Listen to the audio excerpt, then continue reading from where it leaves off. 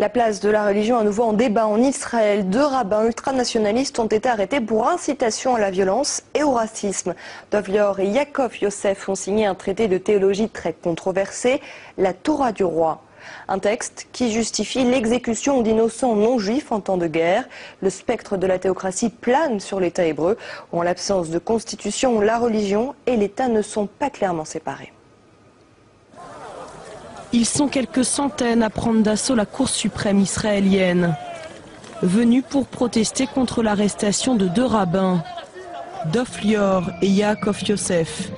Les 2 religieux ont été brièvement interpellés pour avoir accordé leur soutien sans réserve à un livre sulfureux, la Torah du roi, publié en 2009 mais dont la diffusion a été interdite. L'auteur y justifie l'assassinat de non-juifs dans certaines circonstances. Partout où l'influence des gentils constitue une menace pour Israël, il est permis de les tuer. Pourtant, ce ne sont pas ces mots qui font le plus débat en Israël, mais bien l'arrestation des rabbins. Je pense que la seule véritable question en Israël, c'est qui est au-dessus de qui. La loi de l'État est-elle au-dessus de la halakha, la loi juive, ou la halakha est-elle au-dessus de la loi de l'État? Pour cet homme, la réponse est claire. Sur l'autocollant, on peut lire « La loi de la Torah est au-dessus de la loi de l'État, arrêtez-moi ».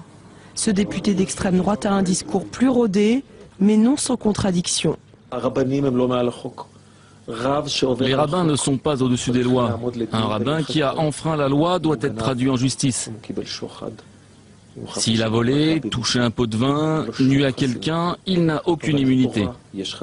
Mais la Torah, elle, a l'immunité.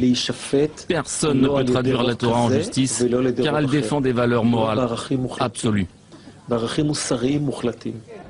Si cette affaire fait tant de bruit, c'est qu'elle illustre l'influence grandissante des ultra-religieux dans la société israélienne. En réponse aux protestations, le Premier ministre israélien Benjamin Netanyahou a simplement rappelé que la loi s'appliquait à tous.